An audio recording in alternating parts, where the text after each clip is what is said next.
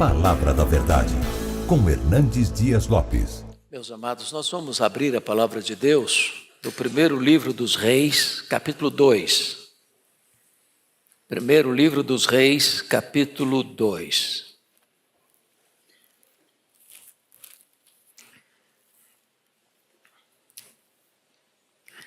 Pela graça de Deus, tenho hoje mais de 42 anos de ministério, de pastorado. Completarei 43 no dia 17 de janeiro do próximo ano. E estava observando que eu nunca tinha pregado um sermão sobre Salomão, sobre a vida de Salomão. E hoje eu gostaria de trazer algumas ideias, alguns conceitos, à luz das Escrituras, sobre a vida de Salomão. Então nós vamos ler esse texto, 1 Reis, capítulo 2, versos de 1 a 4. Está escrito assim: aproximando-se os dias da morte de Davi, deu ele ordens a Salomão, seu filho, dizendo: eu vou pelo caminho de todos os mortais. Coragem, pois, e ser homem. Guarda os preceitos do Senhor teu Deus, para andares nos seus caminhos, para guardares os seus estatutos e os seus mandamentos, e os seus juízos e os seus testemunhos, como está escrito na lei de Moisés, para que prosperes em tudo quanto fizeres e por onde quer que fores. Para que o Senhor confirme a palavra que falou de mim, dizendo: se teus filhos guardarem o seu caminho, para andarem perante a minha face fielmente, de todo o seu coração e de toda a sua alma, nunca te faltará sucessor ao trono de Israel. Eu não vou propriamente expor esse texto, eu vou tratar da vida de Salomão ao longo daquilo que a Bíblia menciona sobre ele. E quero falar hoje sobre Salomão, a glória desvanecente do homem mais sábio e mais rico do mundo. A glória desvanecente do homem mais sábio e mais rico do mundo. É curioso como Salomão é aplaudido no mundo inteiro como símbolo da sabedoria e da riqueza. Ele é o herói de tantos empresários, ele é o herói de tantos políticos.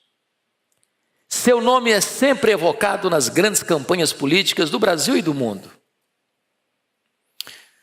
Ele foi filho do grande rei Davi, que era rei, e foi pai de Roboão, que também era rei. Então ele é filho de rei, ele é pai de rei, e ele também é rei. Na verdade, Salomão chegou no topo do mundo, como o rei mais sábio e o rei mais rico de todos os tempos. Entretanto, Salomão teve uma glória desvanecente. Quando você vai pensar numa biografia, ou escrever uma biografia, ou ler uma biografia, via de regra, da pobreza à riqueza, do fracasso ao sucesso, da bancarrota ao topo do mundo da vida econômica, do anonimato ao estrelato. É assim que a gente lê biografia. Dificilmente você vai ler uma biografia da glória ao fracasso, do pico ao chão, da sabedoria à insensatez, da fidelidade a Deus à apostasia. É muito raro você ver uma biografia com esse perfil, mas esse é exatamente o retrato de Salomão. A despeito de tantos privilégios, Salomão tornou-se um rei que se serviu do povo, em vez de servir ao povo. Um rei que viveu no luxo extremo, mas quem pagou a conta com pesados impostos foram os seus súditos. Um rei que deixou de amar ao Senhor para amar as muitas mulheres que corromperam o seu coração. O rei que deixou de adorar a Deus e liderar o povo na adoração a Deus para se prostrar diante de deuses pagãos. Uma glória desvanecente. Porém, eu quero tratar de dois aspectos principais. Primeiro, os privilégios singulares de Salomão. Vamos ver quais foram os privilégios desse rei. Primeiro, ele foi amado incondicionalmente por Deus. 1 Samuel 12, 24, é curioso o que está escrito aí. 12, 24, está escrito assim: então Davi veio a Batseba, consolou-a e se deitou com ela. Teve ela um filho a quem Davi deu o nome de Salomão, e o Senhor o amou. Vamos ver, entender o contexto. Batseba era mulher de Urias, soldado de Davi. Davi adulterou com essa mulher, ela engravidou. Só que o marido dessa mulher não estava em casa, estava no campo de guerra. E a gravidez seria notória para todo mundo, e seria um problema porque o marido não está em casa. Então Davi tenta trazer o marido da guerra, consegue trazê-lo, tenta induzi-lo a ir para casa para deitar-se com sua mulher, para que ele se livrasse da responsabilidade. Este homem não quis ir. Davi toma a decisão de matar o marido de Batseba, de uma maneira crudelíssima. Depois que matou o marido dela, Davi casa-se com a viúva, exatamente para acobertar o seu pecado. Esse primeiro filho do adultério, Deus o feriu e o menino morreu. Agora, Davi tenta consolar a Batseba, ela engravida de novo, dá à luz a Salomão. E diz o texto que Deus o amou. Talvez nós, com a nossa justiça própria e sem o viés da graça, pudesse ser um filho de Batseba e Davi jamais poderia ser um homem honrado por Deus. Um filho de uma relação tão adulterina, tão complicada, tão perigosa, jamais poderia ser o sucessor de Davi no trono. Mas Deus o amou. Amou incondicionalmente, como ama você e a mim incondicionalmente. Segundo, ele foi chamado de Gedidias pelo profeta Natã. Capítulo 12, verso 25 de 2 Samuel, está escrito assim, 12, 25, está escrito assim: Davi entregou Salomão nas mãos do profeta Natã, e este lhe chamou Gedidias, por amor do Senhor. Dá-me a impressão que quando o Salomão nasceu, Deus o entregou nas mãos do profeta para ele discipulá-lo, para ele ensinar a ele a palavra de Deus, e colocou nele um outro nome. Salomão significa pacífico, mas Gedidias significa o amado do Senhor. Então esse homem foi amado por Deus.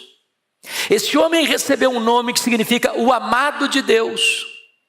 Esse homem recebe o nome Salomão, um homem pacífico. Que privilégio o nome dele carregar um legado tão precioso. Terceiro, ele foi escolhido por Davi, seu pai, como seu sucessor. Quando Davi tinha muitos outros filhos, inclusive mais velhos do que ele, que pela lógica e pela tradição seriam herdeiros legítimos do trono. Capítulo 1 de 1 Reis, versículo de número 13, está escrito o seguinte, versículo 13, está escrito assim: vai, apresenta-te ao rei Davi e diz-lhe: não juraste, ó rei, senhor meu, a tua serva, dizendo: teu filho Salomão reinará depois de mim e se assentará no meu trono. Por que, pois, reinaria Adonias? Então, o ponto aqui é o seguinte: Davi havia prometido a Batseba, mãe de Salomão, que Salomão, seu filho, reinaria em Israel, em seu lugar, como seu sucessor. Ou seja, amado por Deus, escolhido por seu pai, dentre tantos outros irmãos, para ser o rei sucessor de Davi, o rei de Israel. Que grande privilégio, que privilégio inaudito. Quarto, ele foi coroado rei de Israel, mesmo sob a ameaça de um golpe de Estado. Capítulo 1, versos 28 a 34 de 1 Reis, descreve esse fato. Davi, diz a Bíblia, que já estava velho, muito velho, com 70 anos de idade. E você fica pensando, meu Deus, como é que Davi, com 70 anos, estava não só velho, mas muito velho? E aí você vai entender por quê. O Davi começa a ser perseguido pelo sogro dele, o Saul, com 20 anos de idade.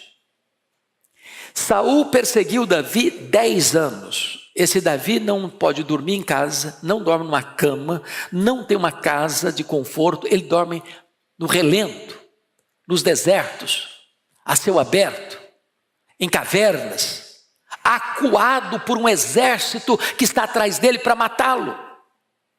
Ele não tem paz, ele não tem sossego, ele não tem segurança. E então, dos 20 aos 30 anos, ele viveu nesse desespero todo. Aí ele reina 40 anos, está com 30 quando começou a reinar, reinou 40, morreu com 70, muito velho e doente. Ele tinha uma hipotermia que nada resolvia, não tinha cobertor que pudesse aquecê-lo. O que acontece? O filho dele, Adonias, que a essas alturas era o mais velho, uma vez que o Absalão já tinha morrido, o Aminon também, dá um golpe de estado. Convoca o general Joabe, convoca o sacerdote Abiatar, convoca os outros filhos de Davi e se autoproclama rei e dá uma festa na sua coroação. Quando esse golpe está em andamento, o profeta chama a Batseba e diz: olha, está tendo um golpe de estado. Davi havia jurado a você que Salomão seria o rei. Então corre lá, comunica a Davi o que está acontecendo. E Davi, mesmo deitado, doente, já muito velho, tem pulso moral para estancar a rebelião, para convocar as autoridades principais, o comandante substituto, o sacerdote substituto, o profeta, convoca esses homens para vocês ungirem Salomão, coroarem Salomão, proclamarem Salomão como rei, tragam Salomão na comitiva e fazem-no assentar no meu trono, e ele vai ser corregente comigo. E desta forma, a rebelião foi estancada e Salomão assume o reinado de Israel, junto com seu pai, até a morte de seu pai, e aí posteriori a morte de seu pai. Então, ele recebe essa bênção de ver o seu pai estancando a rebelião e de colocando no trono como rei de Israel. Que privilégio extraordinário. Mas em quinto lugar, ele foi dotado por Deus de uma sabedoria única, singular, incomparável. Está aí no primeiro livro dos Reis, capítulo 3, versículos 5 a 15, porque logo que ele assume o governo, Deus diz para Salomão o seguinte: pede o que você quiser e eu te darei. Deus dá um cheque em branco para ele e diz: você pode pedir o que você quiser e eu vou conceder.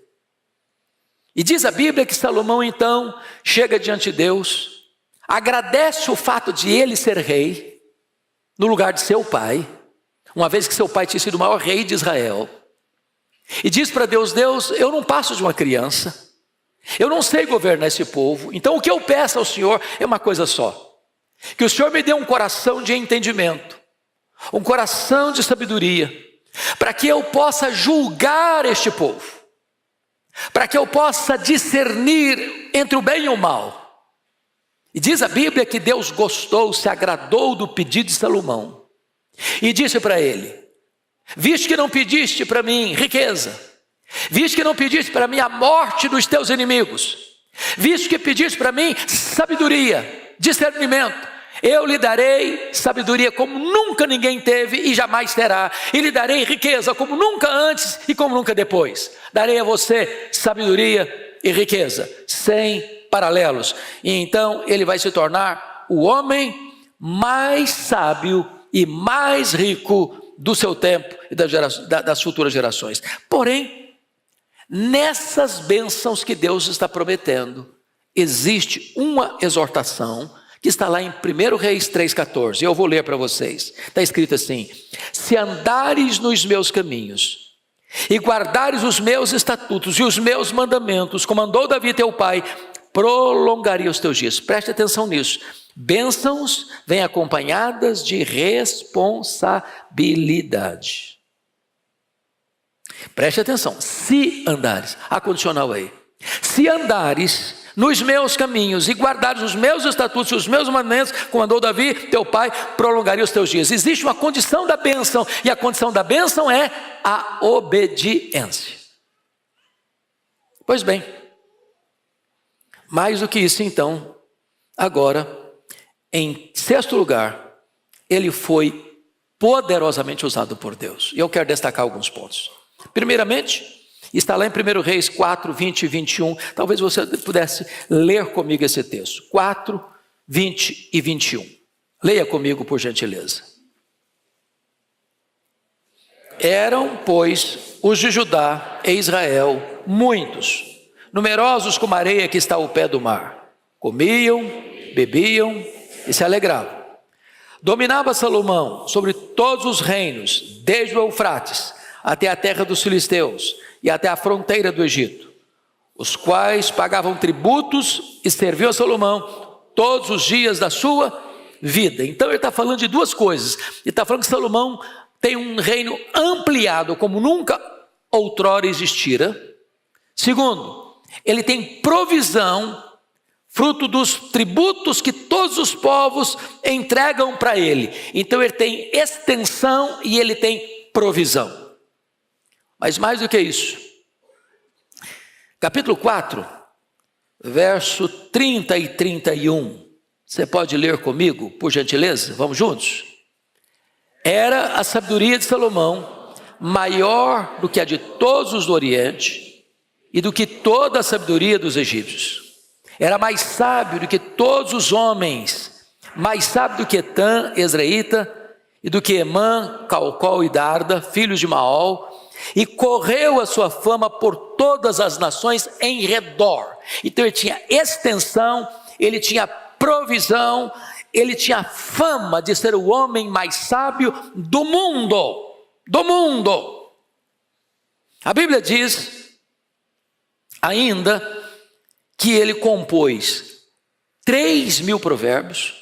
Nós temos o livro de provérbios que ele escreveu na sua maturidade. Nós temos o livro de Cântico dos Cânticos que ele escreveu na sua juventude. E temos o livro de Eclesiastes que ele escreveu na sua velhice. Mas além do que está na Bíblia como texto inspirado, ele escreveu 3.000 provérbios. Ele escreveu 1.005 hinos. E diz mais a Escritura que ele discorreu como cientista sobre plantas, sobre animais, sobre aves, sobre répteis, sobre peixes. Ou seja, ele era um homem entendido em todas as áreas da ciência do seu tempo. De todos os povos vinham pessoas para ver a sua sabedoria. Então ele tem uma fama singular. Ninguém foi como ele nesse quesito. Mas mais, que coisas que ele fez? Meus irmãos, ele teve o privilégio, a honra de fazer o que seu pai queria fazer e não pôde. Foi construir o templo de Jerusalém, o primeiro templo de Jerusalém. E se você ler 1 Reis, a descrição do primeiro templo, não há nenhuma obra no mundo que se assemelhasse ao templo pela riqueza, pela beleza, pelo luxo, pela quantidade de ouro que foi colocado naquele templo. Era não só um templo religioso, era o maior palácio religioso, não só em beleza e riqueza que o mundo já conheceu. Mas mais do que isso, diz a Bíblia que ele edificou palácios. Não construiu um palácio só não, ele construiu palácios. Para você ter uma ideia, ele gastou 7 anos para construir o templo e gastou 14 anos para construir os muitos palácios, todos adornados de ouro, todos de uma beleza incomparável. A ponto de uma das mulheres mais conhecidas da época, a rainha de Sabá, ir a Jerusalém, e conforme Reis 10, 1 Reis 10, versículo 7, você pode acompanhar comigo esse texto, e ela vai fazer a seguinte declaração. 1 Reis 10, versículo 7. Primeiramente vamos ler, talvez, a partir do verso 3, porque vai ficar mais claro. Vamos ler juntos? 10, 3, a partir daí. Salomão lhe deu resposta a todas as perguntas, e nada lhe houve profundo demais que não pudesse explicar. Vendo, pois, a rainha de Sabá toda a sabedoria de Salomão, e a casa que edificara, e a comida de sua mesa, e o lugar dos seus oficiais, e o serviço dos seus criados, e os trajes deles, e os seus copeiros, e o holocausto que oferecia na casa do Senhor, ficou fora de si, e disse ao rei: foi verdade a palavra que a teu respeito ouvi na minha terra, e a respeito da tua sabedoria. Eu, contudo, não cria naquelas palavras, até que vim e vi com os meus próprios olhos. Eis que não me contaram a metade, sobrepujas em sabedoria e prosperidade a fama que ouvi. Então este é o Salomão de uma sabedoria incomparável, atestada pelos povos, representada aqui na rainha de Sabá. Então, do ponto de vista de privilégio, a glória do homem está se espargindo do topo das montanhas. Agora vamos ver o outro lado desse homem. Quais foram os desvios perigosos que Salomão tomou na sua jornada? Primeiro, ele foi derrubado, meus irmãos, por aquilo que eram suas vantagens. Por exemplo, ele excedeu a todos os reis em riqueza, em luxo, em exuberância. Porém, ele se perdeu no labirinto da riqueza e da fama. Para vocês terem uma ideia, ele viveu no luxo, mas muito luxo, Para você ter uma ideia, no capítulo 4 desse livro, vamos dar uma olhadinha só o que acontecia todo dia no palácio. Como é que era a mesa dele? Como é que eram os convidados dele? Quem participava todo dia dos banquetes no palácio dele? Dá uma olhadinha no capítulo 4 de 1 Reis, versículo de número 7. Tinha Salomão 12 intendentes sobre todo Israel, que forneciam mantimento ao rei e à sua casa. Cada um tinha de fornecer durante um mês do ano. Sabe o que significa isso? Ele dividiu o reino dele em 12 regiões. Cada região tinha que trabalhar um mês do ano só para suprir a mesa dele. A mesa real. Ou seja, tem aquele ditado que não tem almoço de graça? Se alguém está almoçando de graça, alguém está pagando o dobro. Não é verdade? Então, para que o rei tivesse tanto luxo, quem está pagando a conta? Tem um povo lá naquela região, trabalhando só para sustentar a mesa dele, em rodízio. Mas se você olhar, versículo 22, desse capítulo 4 ainda, veja você quanto se consumia todo dia na mesa dele. Leia comigo aí, por gentileza, versos 22 e 23. Vamos juntos. Era, pois, o provimento diário de Salomão, 30 coros de flor de farinha, 60 coros de farinha, 10 bois cevados, 20 bois de pasto, 100 carneiros, afora os veados, as gazelas, os corços e as aves cevadas. Num dia, isso é num dia. Durante 40 anos. Agora você conta aí quanto vai dar. Bom, dê uma olhadinha ainda no versículo 27 desse texto. Vamos lá? 27. Forneciam, pois, os intendentes provisões, cada um no seu mês, ao rei Salomão e a todos quantos lhe chegavam à mesa, coisa nenhuma deixava faltar. Então preste atenção agora. O rei Salomão está vivendo no fausto, no luxo. Jesus chega a falar das roupas dele. Dizendo, nem Salomão em toda a sua glória se vestiu como os lírios. Então significa que o camarada se vestia de uma maneira muito pomposa. O trono dele, que era feito de várias escadas e degraus, tudo de ouro, tudo de ouro. Agora, para esse rei manter toda essa pose, toda essa pompa, todo esse luxo, toda essa riqueza, quem é que está pagando a conta? Então vamos dar uma olhadinha? Vamos dar uma olhadinha? Porque às vezes as pessoas batem palma para a riqueza dele. E Deus prometeu ele riqueza. Mas Deus não prometeu riqueza de qualquer maneira. Deus não prometeu riqueza com a exploração do trabalhador. Ele tinha trabalhos forçados, escravos, e tinha feitores de escravos que tomavam conta dos escravos. E Deus o puniu porque o cidadão que tomou o reino dele era um dos feitores de escravos, chamado Jeroboão. Então dê uma olhadinha lá, 1 Reis capítulo 12, para vocês perceberem o que aconteceu logo que ele morreu. Capítulo 12. Leiam comigo versos 1 a 3, por gentileza. Vamos juntos? Foi Roboão a Siquém, porque todo Israel se reuniu lá para o fazer rei. Tendo Jeroboão, filho de Nebate, ouvido isto, pois estava ainda no Egito, para onde fugira da presença do rei Salomão, onde habitava, e de onde o mandaram chamar, veio com toda a congregação de Israel a Roboão e lhe falaram. Agora preste atenção no verso 4. Vamos juntos. Teu pai fez pesado o nosso jugo. Agora, pois, alivia tua mão, alivia tu a dura servidão de teu pai e o seu pesado jugo que nos impôs, e nós serviremos. Olha isso. A hora que o filho dele, Roboão, assume o governo, o povo corre para esse homem e diz: olha, o seu pai nos explorou, o seu pai nos oprimiu, o seu pai nos fez de escravos para manter o luxo da corte. Então alivia esses impostos, esses tributos, nós não aguentamos mais pagar a conta. Então preste atenção nisso. Preste atenção nisso. Ele viveu no luxo, mas o seu povo viveu na miséria. Qual o princípio de Deus para um governo, irmão? Seja de qualquer regime, de monarquia, de parlamentarismo, de presidencialismo. Um governo existe para servir ao povo e não para se servir do povo.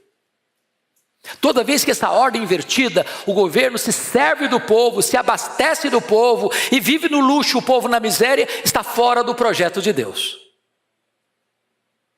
Então, ao decantar, ao proclamar a riqueza de Salomão, preste atenção, que ele se desviou do foco.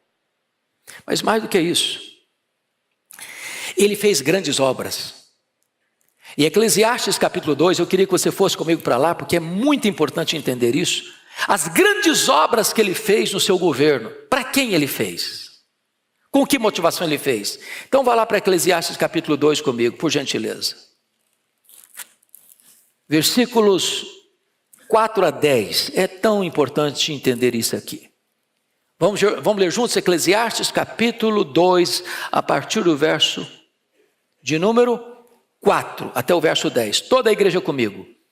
Empreendi grandes obras, edifiquei para mim casas, plantei para mim vinhas, fiz jardins e pomares para mim. Fiz para mim açudes, para regar com eles o bosque, em que reverdeciam as árvores. Comprei servos e servas, e tive servos nascidos em casa. Também possuí bois e ovelhas, mais do que possuíram todos os que antes de mim viveram em Jerusalém. Amontoei também para mim prata e ouro e tesouros de reis e de províncias. Provi-me de cantores e cantoras e das delícias das filhas dos homens, mulheres e mulheres. Engrandeci-me e sobrepujei a todos os que viveram antes de mim em Jerusalém. Perseverou também comigo a minha sabedoria. Tudo quanto desejaram os meus olhos, não lhes neguei, nem privei o coração de alegria alguma, pois eu me alegrava com todas as minhas fadigas, isso era a recompensa de todas elas. O que vocês perceberam aqui nesse texto? Para mim, para mim, para mim, para mim, para mim e para mim. O que um governo deve fazer? Fazer para o povo, para o povo, para o povo, para o povo. Ele fez tudo isso para quem? Para ele, para ele, para ele, para ele. As grandes obras dele estavam fora da visão de Deus. Aquilo que era o ponto alto dele, ele acabou fazendo de ponto fraco do seu governo. Então vamos ao segundo ponto. Ele foi derrubado por aquilo que era as suas vantagens. Segundo, ele transgrediu os preceitos divinos acerca do reinado. Ô meus irmãos, a Bíblia é tão linda que quase 400 anos de um rei ser ungido rei em Israel, foi Saul primeiro, quase 400 anos antes, Deus já havia estabelecido na sua lei qual era o perfil de um rei que Israel deveria ter. Então, abra sua Bíblia comigo lá em Deuteronômio 17 para você ver isso. Olha que coisa interessante. Deuteronômio 17, versículos 14 a 20. Meus irmãos, isso é muito, muito, muito precioso entender. Olha que coisa impressionante. Você vai ler comigo, à medida que eu for lendo, eu vou pausando para entender. Vamos juntos. Quando entrares na terra que te dá o Senhor teu Deus, e a possuíres, e nela habitares, e disseres, estabelecei sobre mim um rei, como todas as nações que se acham em redor de mim, estabelecerás com efeito sobre ti, como rei, aquele que o Senhor teu Deus escolher. Homem estranho, que não seja dentre os teus irmãos, não estabelecerás sobre ti, e sim um dentre eles. Agora preste atenção. Primeiro, porém este não multiplicará para si cavalos, nem fará voltar do Egito, para multiplicar cavalos. Pois o Senhor vos disse, nunca mais voltareis por este caminho. Para aqui. Salomão obedeceu esse princípio? Não. Como é que você sabe disso? Está escrito, Salomão tinha 40 mil cavalos em estrebarias para os seus carros e 12 mil cavalarianos. 1 Reis 10, 26. Está escrito, também ajuntou Salomão carros e cavaleiros, tinha 1.400 carros, 12 mil cavalarianos. 1 Reis 10, 28 e 29. Está escrito, os cavalos de Salomão vinham do Egito e da Cilícia. Deus tinha proibido comércio com o Egito. E ele faz o contrário. Ele conhecia esse texto. E ele desobedece esse princípio de Deus. Mas por que Deus não quer que o rei de Israel multiplique para si cavalos e cavaleiros? Porque isso implica exército, força militar. E Deus era o grande defensor de Israel. Israel não podia confiar no seu poderio militar. Foi por isso que Deus puniu Davi quando ele fez um censo dos soldados de Israel. Está dizendo, eu confio nos meus homens, eu confio no meu exército, eu confio no meu soldado. Israel tem que confiar no Senhor. E Salomão quebrou esse princípio. Segunda coisa que um rei não podia multiplicar. Versículo 17. Deuteronômio 17, 17. Tampouco para si multiplicará mulheres, para que o seu coração, se não, desvie. Salomão obedeceu esse princípio? De jeito nenhum. O que é que ele fez? Primeira coisa, capítulo 3, versículo 1 de Reis. Ele casou com a filha do faraó. Aliança política. Exatamente com o povo que Deus diz, não, você não faz aliança lá. Para lá você não volta mais. Segundo, ele casou com mulheres estrangeiras de todos os povos da época, casamentos políticos, diplomáticos, para fazer alianças e construir alianças políticas, achando que nisso estava a segurança do seu governo, a ponto de ele ter, confira aí comigo, 1 Reis capítulo 11, olha aí por gentileza, isso aqui é único, não tem ninguém na história que pareceu com ele, camarada, não era brincadeira não, capítulo 11 verso 3, leia comigo, vamos juntos. Tinha 700 mulheres, princesas, e 300 concubinas, e suas mulheres perverteram o coração. Alguém brincou o seguinte, pior que ter 1.000 mulheres é ter 1.000 sogras. Imagina a situação. Nem sei quantos cunhados, mas não era uma coisa fácil. Desobedeceu o quê? Ao preceito de Deus. Não tem bênção na desobediência.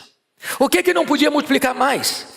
Voltando para Deuteronômio 17, 17 está escrito, nem multiplicará muito ouro para si ou prata. Ele multiplicou muito ouro. Está dizendo o seguinte, eu confio em quê? Na riqueza, em vez de confiar em Deus. Mas eu só quero chamar a sua atenção para um ponto para mim da mais alta importância. 17 de Deuteronômio 18 a 20, eu preciso que você leia comigo.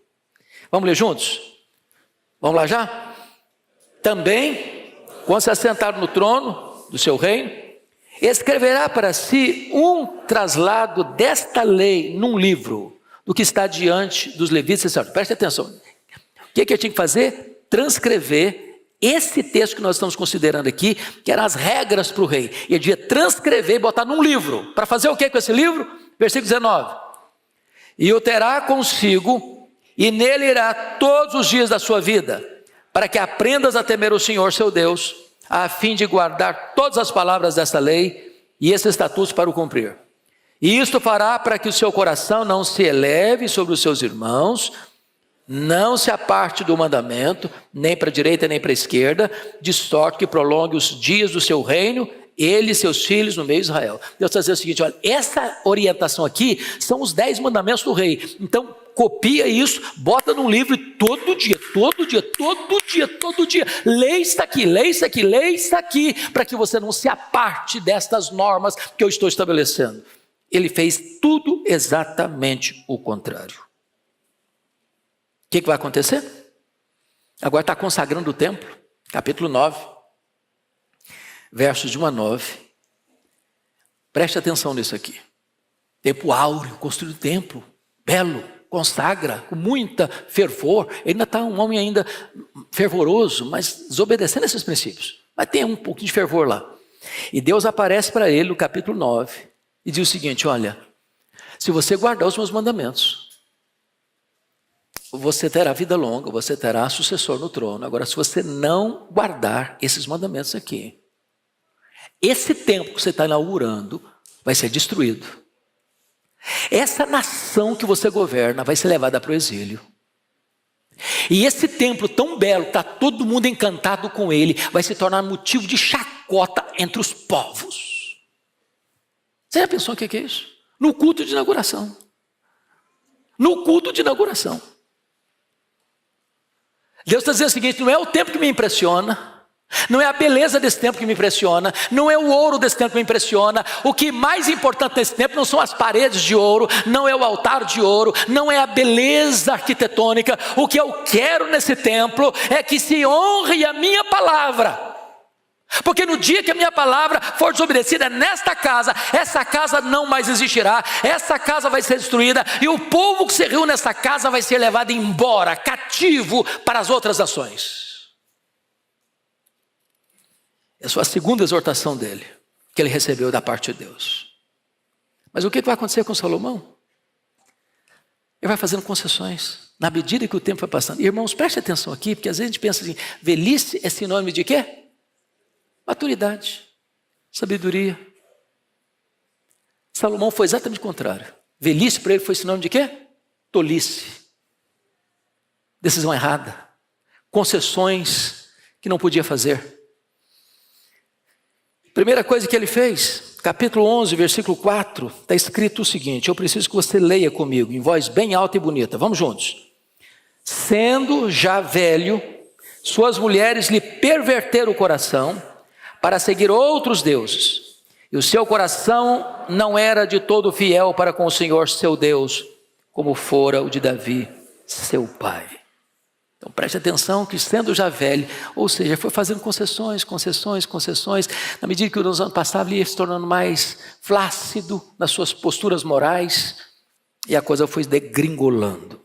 Segunda coisa que aconteceu: Salomão seguiu a deuses pagãos. Versículo 6. Versículos 5 e 6, leia comigo por favor. 11, 5 e 6. Salomão seguiu Astarote, deusa dos Sidônios, e a Milcom, a abominação dos Amonitas. Assim fez Salomão o que era mal perante o Senhor, e não perseverou em seguir ao Senhor como Davi seu pai. Parece muito esquisito isso. Você já pensou o que é isso? Ele se casou com mulheres estrangeiras. Essas mulheres tinham seus deuses, seus cultos, suas liturgias. E ele chegou a um ponto, diz o texto aí, que ele não mais obedeceu a Deus. Não perseverou em seguir o Senhor.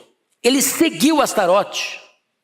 Ele seguiu a Milcom, deuses pagãos, um homem de Deus, um rei piedoso. Mas mais do que isso, olha comigo o versículo 7, leia o 7 comigo. Nesse tempo, edificou Salomão um santuário a Camus, abominação de Moabe, sobre o monte fronteiriço de Jerusalém, e a Moloque, abominação de Amon, a abominação dos filhos de Amon. O que significa isso? Construir um templo para esses deuses pagãos de fronte, fronteiriço ao templo. Quando você vai para Jerusalém, você vê o templo onde está a mesquita de Omar hoje. Qual é o lugar de fronte? É o Monte das Oliveiras. Em frente ao templo, ele constrói templos pagãos. Mas ele não só constrói templos pagãos, não. Ele mesmo vai adorar esses deuses. Versículo 8. Assim fez para com todas as suas mulheres estrangeiras, as quais queimavam incenso e sacrificavam a seus deuses. Ele se torna um rei idólatra. Glória decrescente, desvanecente. Então quero terminar falando que Salomão foi disciplinado por Deus. A primeira coisa que Deus faz com ele, capítulo 11, verso 9 a 13, olha, eu vou tomar o reino de você. Eu não vou prolongar o seu reino como eu havia prometido, não. Eu vou tomar o reino de você. E eu vou tomar o reino de você usando um servo seu, que você usou para dominar os escravos, trabalhos forçados. Mas não vou tomar o reino de você enquanto você está vivo, não por amor a você, por amor a Davi, seu pai, e por amor a Jerusalém. E não vou dar todo o reino, não, porque eu vou preservar uma tribo, aliás duas, Benjamim e Judá, para ter uma lâmpada em Israel. Segundo, o que Deus vai fazer com ele? Deus vai suscitar inimigos contra ele. Capítulo 11, versos 14 a 25. Um inimigo lá em cima, que é o Rezon, rei de Damasco. Um inimigo lá embaixo, Haddad, rei dos Edomitas. Um inimigo dentro do território dele, o Jeroboão, que é servo dele, que vai se levantar para tomar 10 das 12 tribos de Israel por profecia de Deus, por palavra de Deus. A estabilidade dele acaba. A paz que ele desfrutou não foi fruto das suas negociações, não, foi dádiva de Deus. Mas agora ele não obedece a Deus, Deus quebra isso aí, diz agora vai ter guerra, agora vai ter luta do norte, no sul e também no centro. E diz a Bíblia que ele morre nesse declínio. E o que vai acontecer? Seu filho Roboão assume o governo. Criado no palácio, no luxo, no Fausto. E quando ele morre, o povo vai lá, liderado por Jeroboão, o homem que deveria assumir as 10 tribos, e chega para eles, olha, seu pai pesou a mão sobre nós. Então faz uma coisa, alivia para nós, ajuda a gente, tira esse peso de tributos, de impostos, de trabalhos forçados, de pagar a conta da corte, e nós serviremos você durante os dias da sua vida. Ele pediu 3 dias para pensar, foi buscar os assessores, pediu conselho com os anciãos de Israel, os conselheiros de seu pai. Os anciãos disseram, atende o povo, o governo tem que servir ao povo, o governo não pode explorar o povo, o governo tem que se atender às necessidades do povo. Ele não gostou desse conselho, não. Foi lá para os jovens que foram criados com ele no palácio. Não. Você tem que dizer para esse povo o seguinte, que o seu dedo mínimo é mais grosso do que o lombo do seu pai. Aperta esse povo, atarracha esse povo. E esse povo vai dizer para ele o seguinte, o meu pai se açoitou vocês com chicote, eu vou açoitar vocês com escorpião. E escorpião era um chicote de couro que tinha ponta de osso lá na ponta. Quando batia, arrancava a carne do povo. Eu vou atormentar vocês, eu vou assolar vocês. E diz a Bíblia então, que essas 10 tribos do norte rompem com a dinastia davídica. Não seguem mais. E colocam Jeroboão, esse servo de Salomão, como rei sobre eles. E diz a Bíblia que nunca houve mais um tempo de paz entre esses 2 reinos. Mas pior, o profeta havia dito para esse Jeroboão o seguinte, olha Jeroboão, eu vou te dar essas 10 tribos. Eu estou punindo Salomão. Agora anda na minha presença, obedeça os mandamentos de Deus, e Deus vai honrar e vai abençoar você, e você vai ter um tempo longo de sucessores no trono. O que Jeroboão fez? Assumiu o governo. Pensou, se os meus súditos voltarem lá para Jerusalém, onde está o templo, eles vão acabar sendo seduzidos a voltar para lá, para debaixo da guarda-chuva do Roboão. E se eles voltarem para lá, eles vão me matar. O que ele fez? Mudou a religião das 10 tribos do norte. Uma nova religião. Novos deuses, bezerros de ouro. Novos templos, Betel e Dan. Novos sacerdotes. Nova liturgia, novo calendário religioso, corrompeu por completo a religião dessas 10 tribos do norte, que duraram 209 anos, de 931 a 722, em 8 dinastias diferentes, 19 reis, todos eles andaram no caminho de Jeroboão. Que caminho era esse? Transformar a religião para interesses políticos.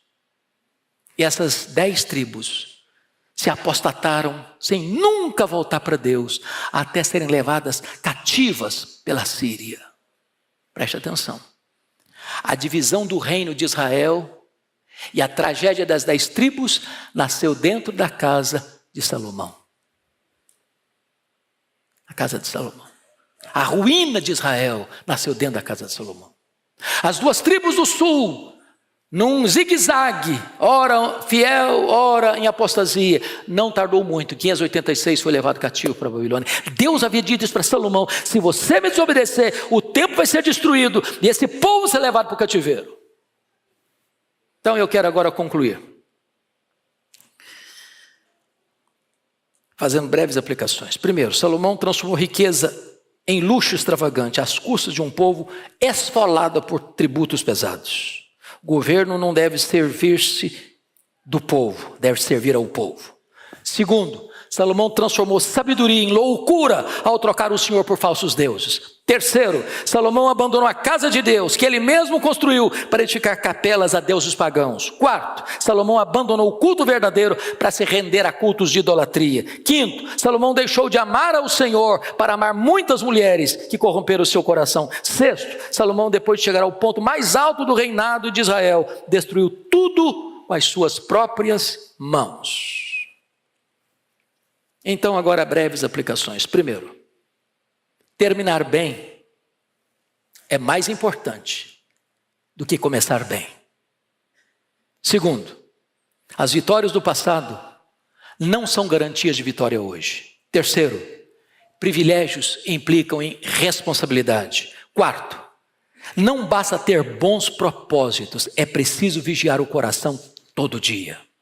Quinto, as advertências de Deus visam nos proteger. Se as observarmos, seremos bem-aventurados. Quais foram os 3 problemas básicos? Os de sempre: dinheiro, poder e sexo. Isso destruiu a vida de Salomão. A glória de Salomão foi desvanecente. Mas há um maior que Salomão, diz a Bíblia: é Jesus Cristo. Este é o Rei dos Reis, que se fez servo para servir o seu povo. O seu reino é inabalável e jamais passará. E muito feliz é aquele que é súdito desse rei e desse reino. Que Deus nos ajude. Amém.